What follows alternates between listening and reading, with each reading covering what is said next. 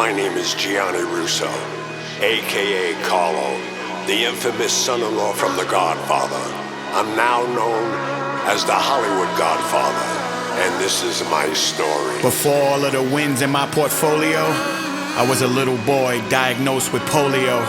Experimenting with cures, I tried every one. Felt everything in my right, but my left was numb. Walking with a limp, like will I ever run? Once again, or is this it? Am I forever done? Living in the hospital was never fun. Some people were cool, but not everyone. You never know who you're lying in a room with. So I broke a broomstick in half and let it groove with the concrete in the bathroom floor. It had a new tip, stashed it behind the toilet in case I ever had to use it. Cause one day Dolores had a chat with me. Said she got word someone was coming after me. My heart started beating rapidly. I looked in front of me and back of me. Who thinks they're whacking me?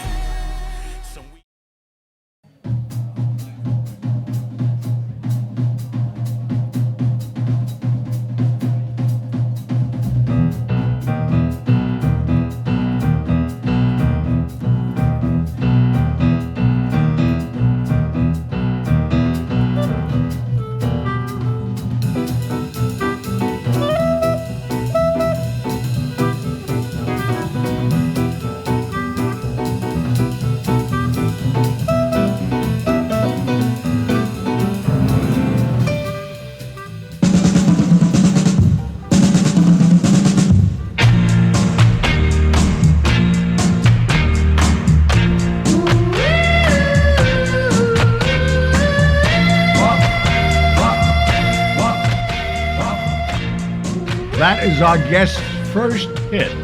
And I have to say one thing. We have a legend with us tonight. And there's very few legends around anymore.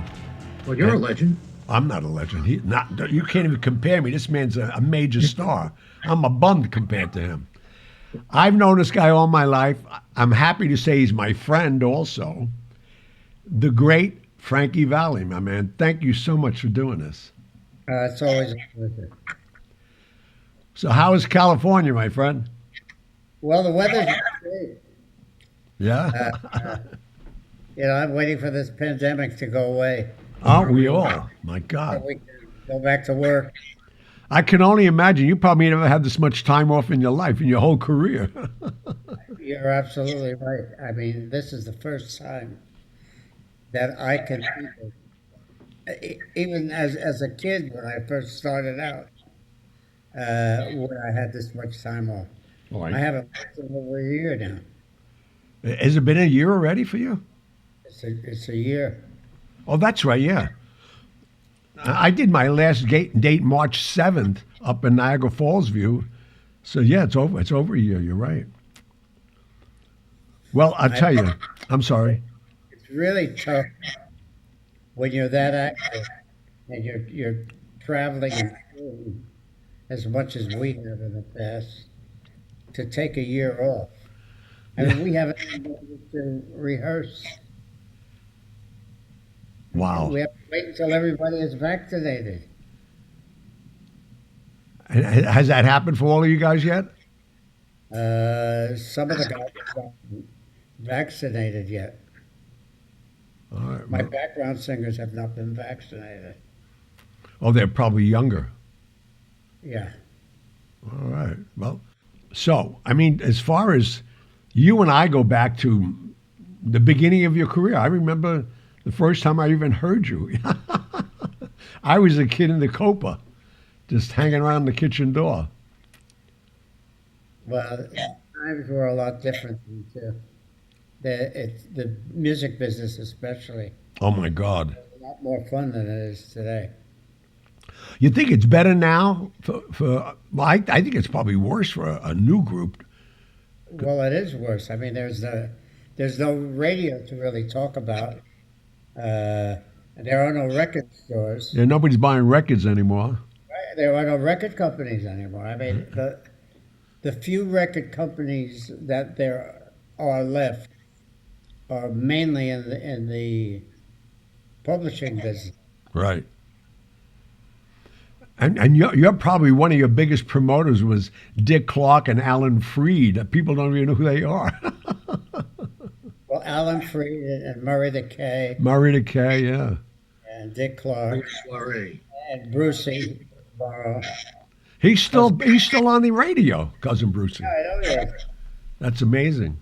Do you remember Scott Muni? And Oh my God, yeah. yeah, Yeah. Well, radio was the big thing in the cars, obviously, That's like you said, I mean, the world was listening to you. And then Pat was able to find that soundtrack, which we'll lay in a lot better in our editing. nightclubs in those days. Oh, yeah, hello. All the record acts. The big thing was to work in places like the Copa. Oh, I know.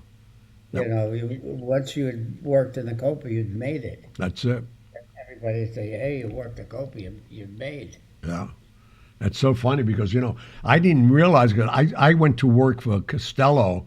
I was like 13 and a half. I didn't know, how important it was until I was there all the time and seeing the acts, doing sound checks in the afternoon. I saw Sinatra doing a sound check after 2 years listening to him on the radio. Once I knew I shared his birthday, December 12th. And he was my idol, and I never met the guy. But He was my idol, too, and I never thought in my life that I would ever meet him. And I met him through an unusual circumstance. His mom did a lot of charity work. oh, Dolly. Yeah. And they had an event that a Catholic organization was running for the blind. And Jimmy Rosselli was the star of the show. And they were fighting over the size of the orchestra. And he wanted a bigger than 20-piece orchestra. So he walked away from it. And I had a manager at the time, but you knew Ken Roberts. Oh, yeah, Kenny Roberts, my God. Well, Ken knew Dolly well. He said, listen, I managed this group the Four Seasons. He said, they'll do it for nothing. And we did it for nothing. And Frank heard about it and sent for me. At first, I had no idea what he wanted to see me about. Yeah, hello. That could be dangerous when he sends for you. He told Julie to give me a call, and Julie said, I said, well, what does he want? What does he want from me? He said, he wants to see you, that's all. And that's how I met him and became friends with him and hung out with him and all of that. Oh, that's great. The fact that I was there for his mom when she needed help. Now, she was a character and a half. His mother was his driving force early on. Most people don't even know that. Oh, I know. But, and obviously you went to Jilly's on 52nd Street. That was like... I went to Julie's every night that I wasn't working. That's funny. I mean, it's when you think about what you and I've experienced just by living in, not that I had the same accolades you did, but I was around it all these years. And you see, like my kids and my grandchildren today, I wonder what's their excitement? What do they have? Those podcasts, Pomcad, whatever they call those things in their hands. That's their excitement. I don't know what they do. Well, there's absolutely nothing like live performance of yesterday. Yeah. In comparison to today. Everything today is a production. You got 9,000 dancers and you got fireworks. Oh, yeah. Special effects, you got everything going on. I miss the days when it was just pure talent, man. a singer and a comedian. Yeah. That was the show. That was it. No bells and whistles. Yeah. In the Copa, you couldn't put dancers in there. That stage was so small, forget about it. Well, the stage was a part of the floor. I know. It was floor level. There was no step up or anything. I know. And not only that, and it worked for them because as certain people came in, they added tables to the stage. And you Right. There was hardly a little spot on the stage for you to stand in. Yeah. No, it's funny, man. Great experiences, though. I mean, I've seen you on probably almost every stage you performed on, especially the Vegas days. My God! And then when you went on your own, I mean, insane. But and now the Broadway play. I mean, you've touched every part of the industry, acting, everything. Now, I mean, you probably have to look back and say, when you were singing on the street corners, doo-wop, and now look where you are. My God, God bless. Well, there was a choice. As I was growing up, I always wanted to do acting, and I also wanted to be a singer. And I found that it was a lot easier to make a living, even when until you made it, or if you never made it, as a singer. So I chose to spend most of my time being a singer because I didn't need anybody to get me a job. It was up Oh to yeah, me. hello. And all those little saloons in New Jersey and New York, and you could work 30 or 40 weeks a year. Yeah, and With you. acting, you had to hope that they wanted to use you in the picture, and Oh, it's the when most insecure business in the world. yeah, I tell and my when the kids next that. right, and when the next part would come. Yeah, it's amazing. I mean, the experiences, as you say, your career, fortunately, it happened and never stopped, and you kept driving it. But like you say, these actors, they'll do 2 or 3 movies, and they don't work again because somebody don't like them or they said something wrong to somebody. It's crazy. Oh no, it is crazy. So, what is new on the agenda? Just finishing up what Well, you're doing, or you have something happening? the newest thing I have is I have an album coming out, I think, in June. Uh, it's something that I've wanted to do for most of my life before I became a rock and roll singer. Actually, I was into jazz ever since I was a kid. So I did a jazz album with Joey DiFrancesco. Uh huh. He's a jazz organ and probably one of the greatest organ players in the world. And I'm really excited about it. Oh, that's wild. So you think it's going to come out in June? Yeah. I'll look forward to And I that was now. going to play a jazz album, and I don't know where the radio is going to come from. Yeah, But hello. What's going to support it? I did it out of love and something that I always wanted to do. Well, it's time for you to do anything you want now. Obviously, if you don't do it Well, now, the clock is ticking. exactly. And then I had a loyalty to my partners in the Four Seasons, and so my solo career was I kind of put it on a shelf. But it was, I mean, well, as the world knows, you just lost Tommy recently. I don't know about any other players, but it's been a devastating time for everybody. Oh yeah. This COVID has been killing so many people, and it's not over. That's why I'm living like a hermit. I'm not going out there. I don't want to. To me, these people are dropping their guard too fast, I think. Have you gone for your shoot yet? Oh yeah, I got both of them. Yeah, fortunately. Yeah, thank God. No, I ain't playing with that game. I didn't want to at first because I was part of the experiment in 1949 with Jonas Salk because I was in Bellevue for 5 years with polio here in New York.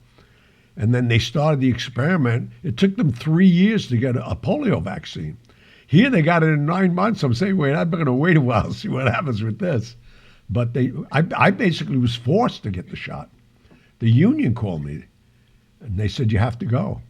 But so I went, but I'm glad I did because without it, you can't travel. It usually takes government to take a longer time to get something happening. Right. Fortunately, in this situation, the private sector was very much responsible for the swiftness of this vaccine that came along. And I was watching a show, 60 Minutes, the other night,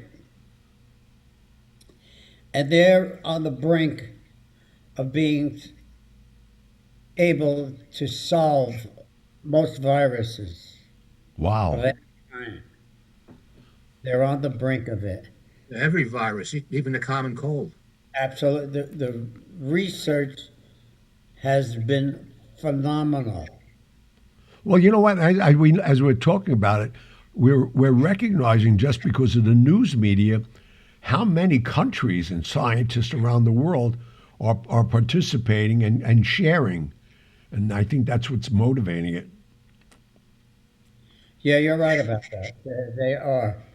But the main thrust did come from this country. Oh yeah, no, I mean, there's no doubt in my mind. Uh, we had three American companies in less than a year. I mean, that's just fantastic. the only thing I'm mad about now, Biden's taking all the credit. I think Trump really helped push it along at first. I mean, he's not the what could I say, the most etiquette guy in the world, but he did get some things done. That being one of them, I think. I think so too. I mean, I'm one of those kind of people that believe that people that do things should get credit for the Right, things that they do. right. Well, I know we have.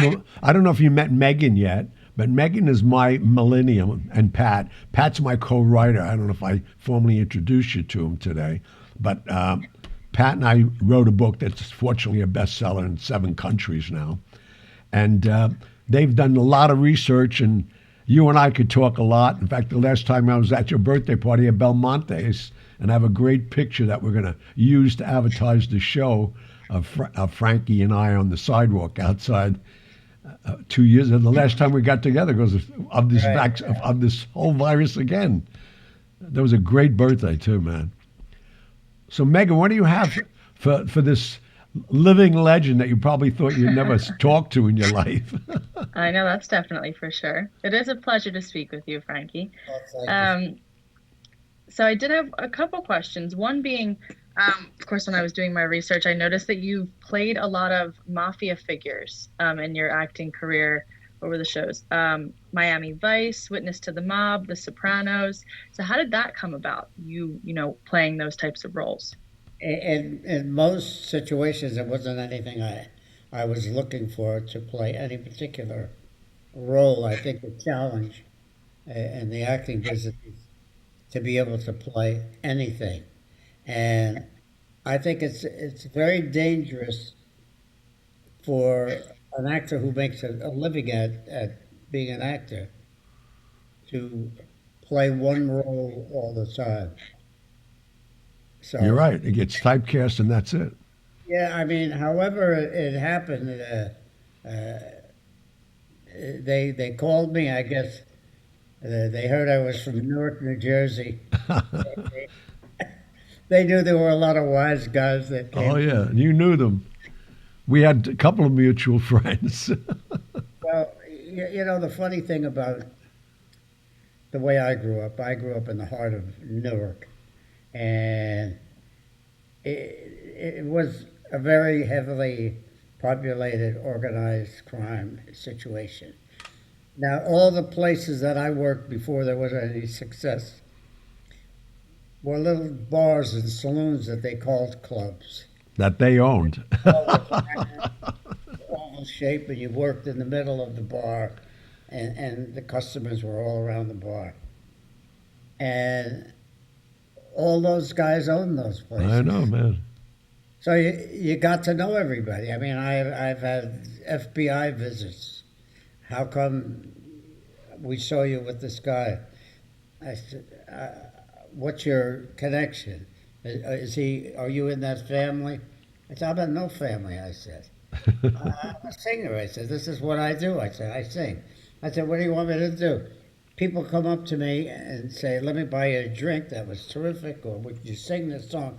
You want me to ask them what they do for a living? You're right. That happened to me when I went for my gaming license in Vegas. They had me with everybody. I said, excuse me, they own all the clubs. If you don't know a gangster, you're not working. Where are you going to work? Forget it. I mean, Well, as smart as they are, as ignorant as they are in our lifestyle anyway. well, they think, yeah, because you might be very close to somebody, that they own you or you're with Yeah. them, I've been offered to be in a lot of different families, Hello. stay in my own family, and not get involved in any of it. Thank God. So many people compared me to that same situation. You got to be with somebody. I say, yeah, I'm with my friends, not family friends, but just people that I like, and you and I've had mutual friends. In fact, one in particular, without mentioning his name, we used to see him on Sunday night at the Mediterranean Tower every once in a while. But Yeah, yeah. But with that said, I mean, it's so they're so naive to it yet that don't you know who owns these places and who runs them? They're their places. You got to work for them, unless you're not going to work. Especially you exactly, being a star as big as you were. exactly. And I had a visit one time, and they asked what we talk about. I said, "What do we talk about? Do they tell you what they're doing?" I'm not in any organization here. I said, "What do you think? They call me to have dinner or for a drink to tell me what they're doing?" I said, "How do I know what they're doing?" Yeah, I mean, it's so silly. Some of the questions I thought it was a joke when they asked me. It was crazy. It's Well, crazy. there are a few things that, early on, when I was really a kid, that kind of looked after me and made sure that nobody gave me any crap. Uh, and they were my friends right to the very end. Right, Uh, and I knew their children and their wives and their whole family. right. Uh, and I never shied away from them. And, if somebody is good to me and is watching out for me, why? Why would you? Yep. And No. why should I ask everybody what they do? The big problem in the world is everybody has their nose in everybody else's business. That's right. That is the big problem. And Pat, you did some research. I know that, and you grew up listening to his music. Oh yeah. Well, the first question I have, I'm a big jazz guy, and I'm happy to hear you're doing a jazz album. What's the name of it? Yeah, Uh, Frankie Valli, yes, I didn't hear you. Can say again, please. jazz. All right. Yeah, I'm sure our subscribers will be looking for it. I know I will be. How do they? I mean, how do like a person like you who knows the traditional record business? How do you now promote a record? And is it a record or is it a soundtrack that's going out on the airwave or something? Well, it's not records anymore. It's CDs, and because of all the changes in the business, in the music business, and the fact that there are no more record stores Right. or any places that actually sell CDs, uh, a hit today could be what was in the 60s and 70s and 80s and a big piece of the 90s. You sold 1 million records. Today, 200,000 is a smash. Really? Oh, that's interesting. Well, I thought the numbers would go up. That's interesting. they didn't go up because There's where no did they, venues. Yeah. and now people also download. Yeah, I was going to think about that streaming or whatever they call it, and they just download it. How do you profit with that though? Who's watching that? Is still AMA? What is that? What was that? In American. most cases, you really, if you're in the business today, it's very smart to also be in the publishing business. Uh huh. For us, we very early on, before anybody, uh, we put ourselves in a position where we own all our masters, Oh, that's wild. our publishing. So we're in complete control of what we do with any of that. That's great. Because even if people want to cover it, they got to pay you on that, right? Exactly. That's great. Well, especially with the publishing. It's very important. The publishing is probably the most important part. Publishing and writing. Uh, Well, that's for all why the writers are so rich. Well, it's the writer and publisher get the same amount of money, Right. uh, and get paid every time it's played on the radio anywhere in the world. So, except in America, Oh, really? artists do not get paid. Writers and publishers get paid, Wow. but that should be changing very soon. I was going to say, who's letting that go by this long? Jesus. Well, you know, there are some artists that didn't write any of the hits that they had. So if they play it on the radio, they're playing that version of the song. The artist should be paid as well as the writers and the publishers. That's what I believe. I believe that too, yeah. I never knew that, actually. I've never been in the record business, just, in a small way. But yeah, you would think that would have been changed long ago. Well, it's taken an awfully long time, and I'm sure that a lot of the industry didn't want writers to become publishers, and that created a whole other thing. That's another thing that made the business change a bit, is the fact that nowadays people write their material and publish it themselves. So we don't need publishers anymore, That's true. like we used to have them.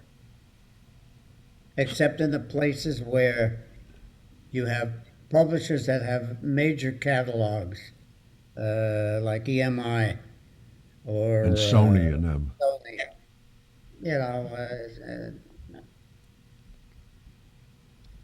But it has changed immensely.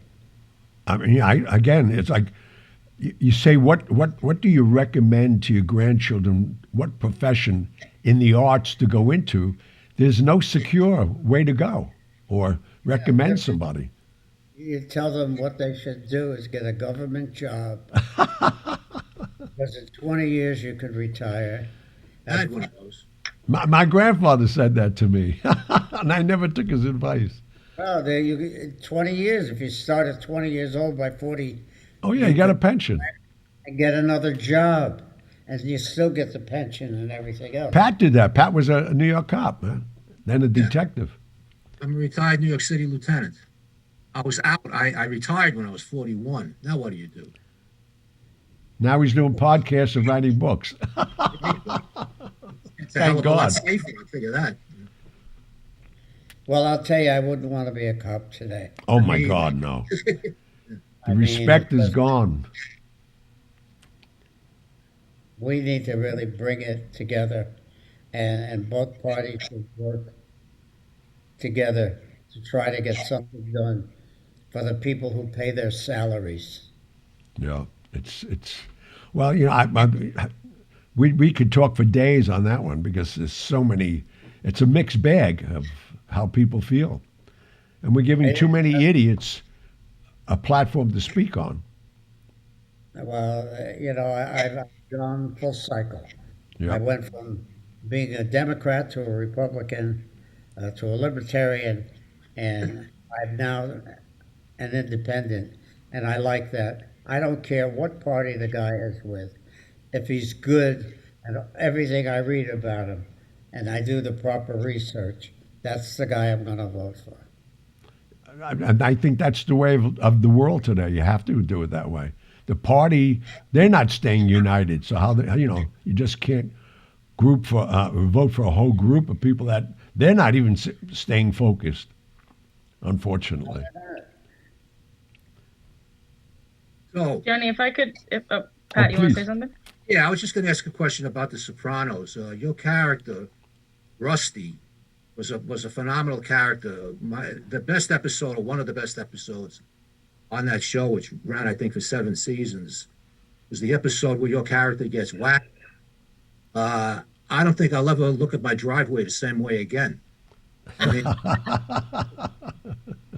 I really hated to see you go. I mean, you were the quintessential wise guy. You did a hell of a job on that, Frank. I had a lot of fun doing that. I thought you were gonna say I had a lot of teachers because you had that too. Yeah, I David, said, he's rolling into the driveway, and I'm saying, of course, the audience knows that you're going to get clipped, but I'm saying, no, he's gone. He's going to go. Something's got to happen here. They yeah. killed me, but they didn't listen to me. So Well, David Chase was really terrific. He was a fan to start out with, and I remember the first time uh, he asked me to audition for a part, yeah. and I thought I did pretty good, and he made it sound like I did pretty good. He said, "This part is just not right for you." He said, "Not the kind of part I want." That's the thing you don't want to hear. Well, so he said, "But I will find something or write something." And I thought, well, yeah, this is a nice way of saying, Goodbye. uh, And right. for our listeners who don't know who David Chase is, David created that show and stayed on to produce it and have a big hit, fortunately. I knew David. David wrote a movie for me when he was a writer at Universal Studios called The Dwarf in the Helium Hat, which I thought, where you going with this? It's when they were doing those 90-minute movies. A brilliant guy. A brilliant Oh, guy. he certainly was. And, most people don't know that he's from Newark, New Jersey. Oh, I know. And he grew up around the same thing that you grew up with, and I did. Yeah. So some of those characters were real. Oh, yeah. Only the name's been changed. So Frankie, he wrote the Rusty part specifically for you. Yeah. Now, and he worked around my schedule because I have to keep in mind that we were very busy touring. So he did it around my schedule. I probably would have done more episodes had I been available. Uh, but 6 or 7, whatever it was that I did, I had a great time. Well, it's funny. Nick Vallelongo and Colin Wilson we were just talking about you the other day. We're going through our character breakdown on the book that Nick and I wrote, and we're doing a 10 episode with an amazing crew. And in fact, Chaz is writing 3 and directing them. Chaz Palminteri, and George Gallo is doing 3 and directing, along with Nick Vallelongo, who wrote Green Book. And they all said, we got to bring him in. I said, well, he's on my show Monday night. I'll let him know that. Michael Imperial, who was in Sopranos, Oh, yeah. is also a phenomenal writer. You ought to look at some of the things that he's written. You might want to use him on something. I think we go beyond, if we get lucky and get a run on this, which it seems like it will, because the book is still selling after it's out over 2 years already. So it's we've had a great run with that, and I think we have 117 hours of this podcast up now. So they're looking at even the legs we've gotten on this. So with any luck, we'll be able to just keep on going. Fortunately, and. God knows I got enough stories. If I could tell them all, it'd be great. Well, good things never get old. Yeah. If you really think about it, they make it quiet for a while, then somebody rediscovers it. Right. It's like right now they're in the middle of doing Jersey Boys for TV. Oh, wow. Not for cable, not Regular and television. Netflix Network. doing the play. Oh, wow. I personally think that the future of show business is going to be that way. There's going to be performances done for people like Amazon and Netflix and Sony and what have you, and CBS. I mean, there are so many outlets that need material, and with what's going on in the world, people are getting to the point where they don't want to go out. Yeah. Everybody has a widescreen TV in their house now. And they can watch it when they want. It's on demand at their will. So it's a convenience of it, like you're saying. Well, we're experiencing that now, even with what we're doing, because as you said, there's so many platforms that you could really choose from if you have the right material, because they Well, want it. there's not enough material to Exactly. go around because if you watch everything that's on TV, a lot of it is just okay, Right. and that's because there isn't enough. So they're taking everything. This is a good opportunity for people who want to really get involved in shows that in series. Yeah, that's why I'm taking my time with it. We've had so many strange offers of who should be playing me, and I don't want to throw everybody under the bus, but some of them were so ridiculous. But I have one story, and I want to keep it in the continuity that it has to work. And it's a New York guy in New York City, not some 6'3" actor that think he's got TVQ and his agent's trying to sell him me. And what I have in common with this guy? It's craziness. Well, you have to stay true to what you are. Oh, I And am. Thank God. one of the big problems uh, in series is that you'll get writers who will get stuck and they'll start writing stuff that never happened. Right. That makes me uncomfortable Yep. if they were doing. Now, if you're They're doing making it up, and you'll know it. made Anybody up, knows street, they'll know street right, immediately. if the whole story is made up, then that's different. Then they can do whatever they want. Right. But if you're talking about you and your character, and it be as close to true to form as you possibly can get, then you need to have some integrity. Yep. And that's what I'm doing. Thank God. I didn't write the book till I was 75 because I had to wait for some of our friends to pass on, so I didn't get them mad. And now we're having the privilege, unfortunately, staying in control of it. I'm not going to sell out. I think most of our friends have passed on. But there was one guy that Pat and I spoke about, and he was doing life, but his arms still reached out of that prison. And as luck would have it, he died 2 weeks before the book came out. Oh, really? My publisher said, well, it was Junior Persico. So and he said, we were worried about that. I said, well, I told you not to worry. It was crazy. And we were kind to him, but, these guys, you could say one thing wrong, and they're crazy. But Well, I mean, with everything that we might say or people think that we might say, we weren't privy to everything that these guys actually did. of course, Okay, I so only told him how I got involved with it. That's all. My I little. don't even know how anybody could get mad. I know. I Well, mean, you and I have been around enough of them to know they do, though. listen, I've had my share of a lot of crap, Oh, and oh, I know what- you have. I know you. That's why I'm without saying I know, because even in my small career, I had the same thing when they'd say, "Well, I'm going to be with my wife, but my girlfriend's sitting on the other table. Sing to her tonight." So I'd sing to her, and then he comes backstage. Why were you singing to her so much?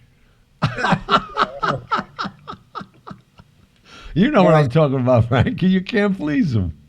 Or I saw the way you were looking at her. Yeah, yeah, okay. With my eyes, I only have two eyes. How else can I look at it? It's so crazy. Nobody realizes. Like you're walking on, when around. I mean, I love them, and they've been very good to me as they have been to you. But sometimes they're just so unreasonable, and it's craziness. Well, the greatest thing that ever happened for me is growing up as the one guy that's in New Jersey Boys, Chip DiCarlo, Of course. was he was like the guardian angel, you know what I mean? Yep, yep. And he had certain people he just liked a lot, and he didn't want anybody to do anything to hurt them in any way. And he was a guy that stood up for me. If anybody, he made sure that nobody came around and gave me any crap. Now, for most of my life, I never knew that was going on. Of course. No. Stay away from that kid. And so later on, you hear the stories. Right. And that's when, I mean, right up until he went to prison. He was in Atlanta federal prison, and I went down there with the group and did a couple shows in the prison, and was visited by the FBI 9 times. Want to know what we talked about? That's The it's guy was amazing. dying of cancer, Yep. I and know. he was in the can. I mean, his kids were like my own kids, Right. and I knew his wife and all of his family ever since I was a kid. Well, I know. I mean, and like you said, the respect he showed you, how could you not give it back? You weren't They, involved when he did. Hello. exactly, and he always said to me, he says, if anybody asks you if you're with anybody, you're with nobody. Exactly. I Yep. said, what do you mean I'm with nobody? I said. So why can't I say I'm with you? He said, because if you're with me and anything happens to me, somebody else He's will. going to come and claim you. Yep. Yep. That's so crazy, man. Unfortunately, like you, I've had same people advise me right, where a lot of them naively said the wrong thing, and then when they pass, now from now on you're with me. Oh, okay. Like I'm a piece of furniture. You know, the funny thing that happened with Bob Gaudio one time, we were having a little riff with some people, and a guy came to Gaudio and said, listen, don't worry about anything. Anything happens, you just tell them you're with me. Gaudio said, I'm already with somebody. Who are you with? He says, I'm with the FBI. My uncle's in the FBI. Oh my God, that's funny. Oh, okay, all right, all right. That is funny. That's a funny line. So, Megan, you have anything in closing to say to Frankie? 'Cause Yeah, absolutely. If I could ask one more thing, that would be great. Frankie, how familiar are you with TikTok? With who? You know, TikTok? It's a social media platform. TikTok. So I'm it's not that familiar. Well, it's a video platform where people share, short videos, mostly of them dancing, and a lot of times certain songs will go viral, and then, all the TikTok famous kids, these are teenagers with hundreds of millions of followers, will do these dances to certain viral songs.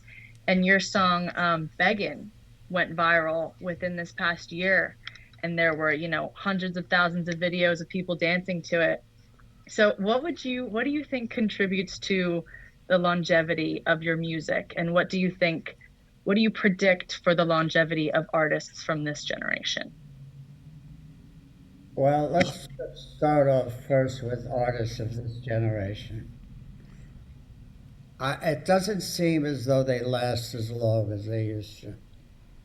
I mean, to build a career on having a hit or two and then disappearing from the face of the earth Right.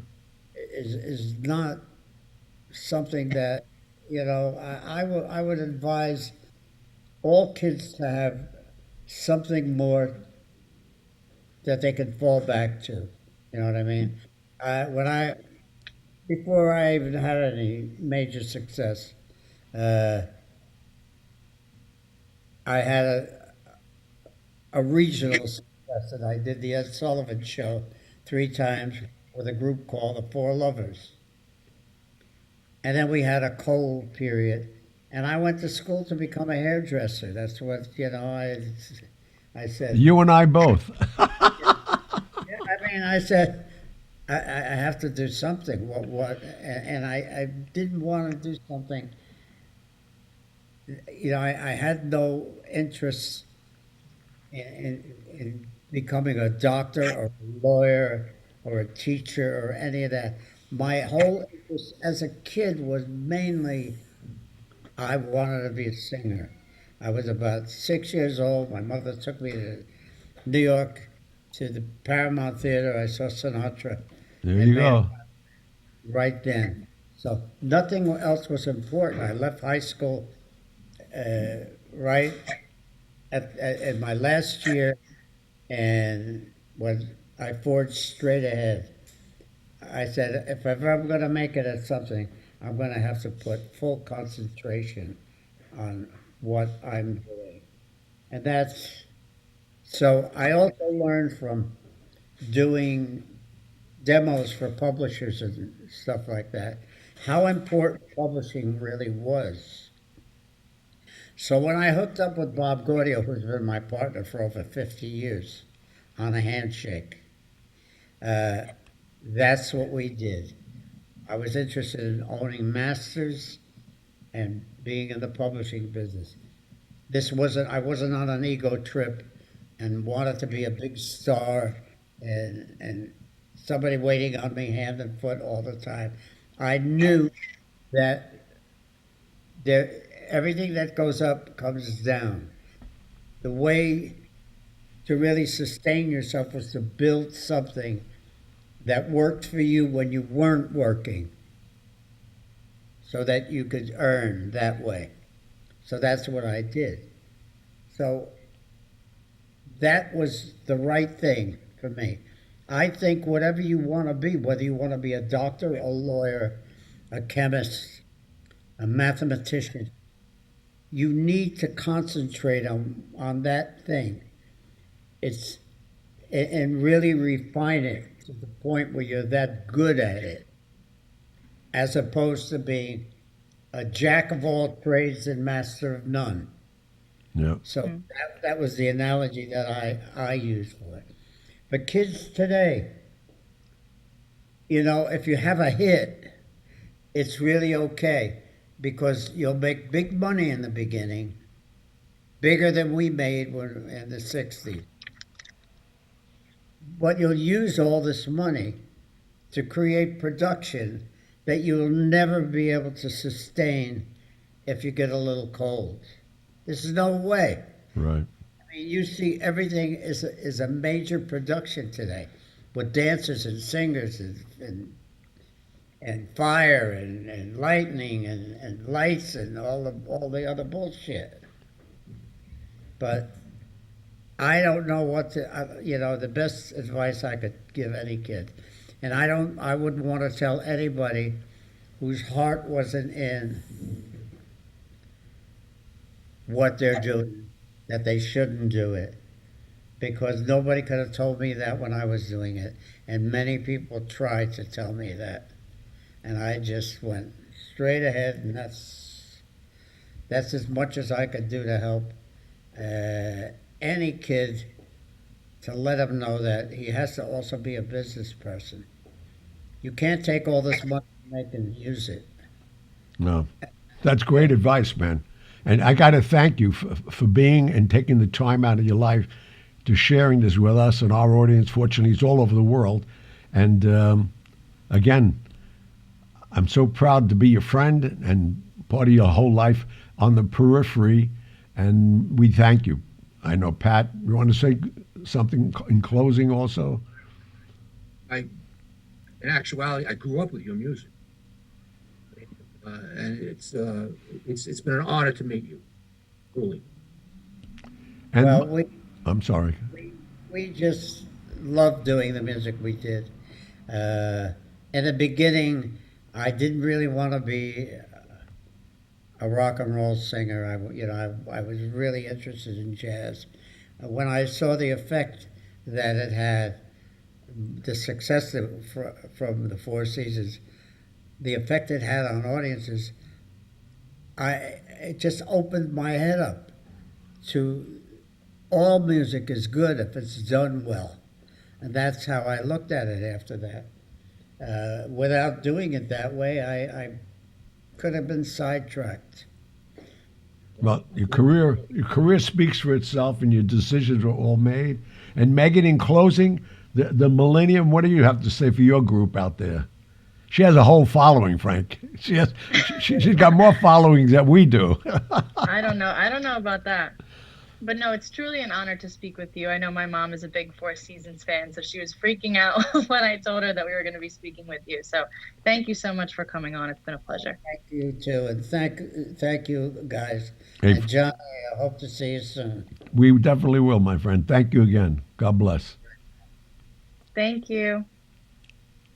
I'll be right back with the mailbag. This episode is brought to you partly by Hollywood Godfather La Familia. This sponsor is particularly important to Gianni, Patrick, and myself because it is giving you, our fans, the opportunity to join our family. When joining our family, you have the chance to purchase virtual interactions with Gianni, Patrick, and myself, such as Zoom meetings and video greetings.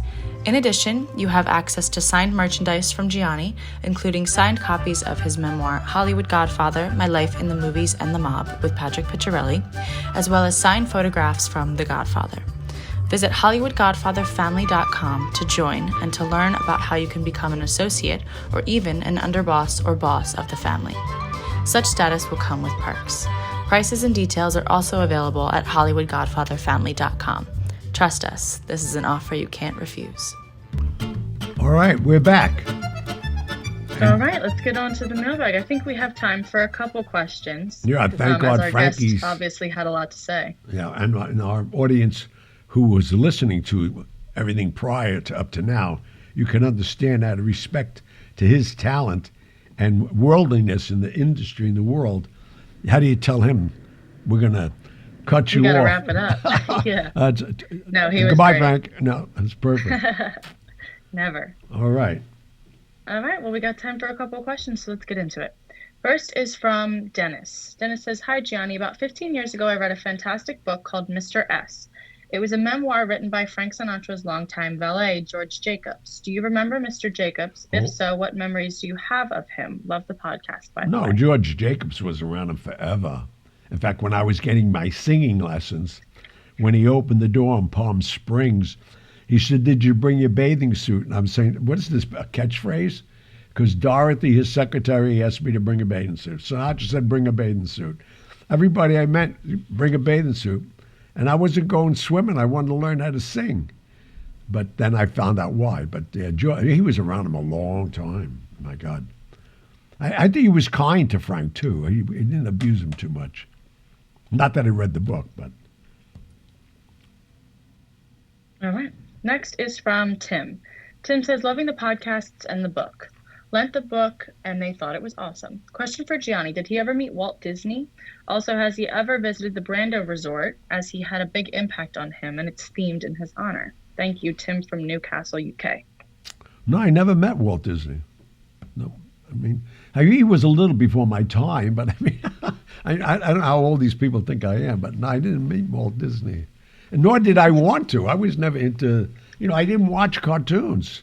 I was in a hospital, didn't have television. We're in the late 40s, 50s, and when I got out, I was on the street, man, day and night. So I didn't meet Walt Disney. I wish I did, though. I heard a lot about him. And what was the other part of the question? The Brando Resort. Have you ever been there? Resort? Yeah. Where's the Brando Resort? I never even heard there was one. Let me do a quick search. The Brando Resort? The Brando Resort is a luxury resort in French Polynesia. No, he created that. No, thank you. I wouldn't go near there. No, thank you. That's how he created a big tax shelter there. So we owned it. No, it was perfect. No, I never went, nor would I want to go. I love Polynesian food, but not that much. Did you ever go, Pat, to a Polynesian resort? In fact, I was on my way when you and I started writing the book, and I had to, You had to cancel it. Darn. It's unfortunate. Yeah. All right, moving on. Next is from Karen. Karen says, "Hi, this question is for Gianni and Patrick. I'm wondering if there was any mob involvement pertaining to the 1990 Isabella Gardner Art Museum heist in Boston. Through the years, there have been discussions about this. Through the years, has there ever been any discussion about this in organized circles? Cheers, Karen." Excuse my flub there. Well, Whitey Bulger came to my house for a lot of Sundays. He never brought it up, so I don't know. And I had a lot of artwork. Maybe that's why he was eyeing it. I spoke to Do you know anything about it, Pat? Yeah, a little. I spoke to an undercover cop who was working with the FBI about 5 years ago, maybe 4 years ago. They said the FBI said that they had it solved. They knew where the artwork was, and they knew who the robbers were. That's the last I heard of it. But anyway, it was the biggest art heist in this country in history. Wow. And to this day, I don't care what the FBI said, it's still unsolved. Well, I think I'm sure you would know. Okay, moving right along. All right, next one is from Susan. Susan says, love your show. Question. I remember Gianni saying he had a long friendship with Dionne Warwick. I'm a big fan of her sister Dee Dee Warwick. She had a beautiful voice. I always wondered why she was never more famous. What do you know about her? Thank you and keep up the great work. Well, Dee Dee, as I knew the whole family. I mean, their cousin Sissy, who was Whitney Houston's mother, but they were all gospel singers. And Dee Dee, I mean, was a tough character, worse than her sister, which is almost impossible to say about anybody because Dionne was headstrong, but she was a class of her own. And her younger sister trying to match that, I don't think that, there was an audience for two at the time, and that's why nobody really heard about Dee Dee that much, as I know. All right. Last one for tonight is from Ian. Ian says, hi guys, loving the show. Having had to shield again for the last 3 months, I've caught up on all of the podcasts and am now up to date. I've also read both of Patrick's Ray Yale books, and they are a cracking read. I know they're based on his cases, just wondering what case Popline was based on. Love you all. Thanks for keeping me sane while I was locked in the house for another 3 months. From Ian in Garforth near Leeds in the UK. Wow. Thank you, Ian, for reading the books. The first book was based on a case that I worked. I was hired by Penthouse magazine to work the case, and eventually I turned it into fiction. The second book in the series, Popline, was strictly fiction. It wasn't based on anything. Wow, when he was in quarantine that many months in the UK. Yeah, I think at some point, Europe shut down pretty tight again. Oh, I know that. Barcelona Barbados and Barcelona just closed down again. They're making my shirts because of the eruption of the volcano. Oh my. We've had a lot of obstacles this year. Volcanoes, storms. Just a few. Just a few. Just a couple. Well, we thank all of you again for listening in, and we are here all the time, man. Every Wednesday, a new show. We need you. Tell your friends. Write. Interviews and what are they called? That we're supposed to reviews. There you go. That's it. But thank you. God bless. Stay safe. Wear a mask, and we'll be talking to you next week. God bless. Good night, guys.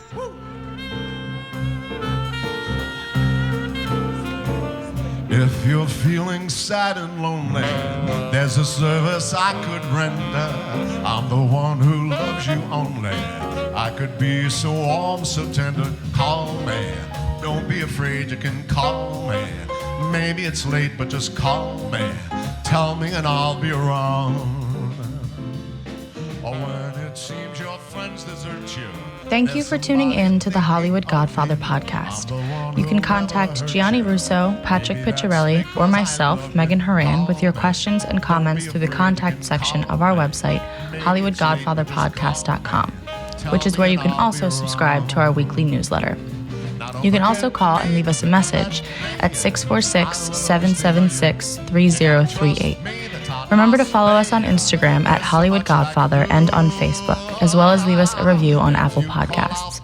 We'd like to know what you like about what we're doing, what you'd like to hear in the future, and anything else you might suggest to improve our podcast. Most importantly, hit the subscribe button.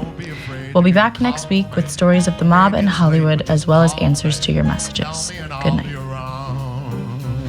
I'll be around.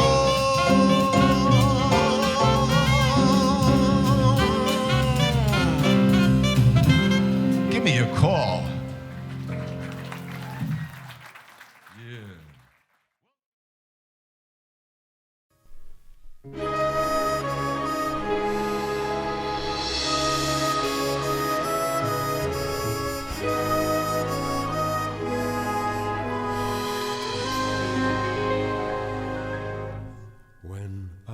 17. It was a very good year. It was a very good year for small town girls and soft summer nights. We'd hide from the lights on the village green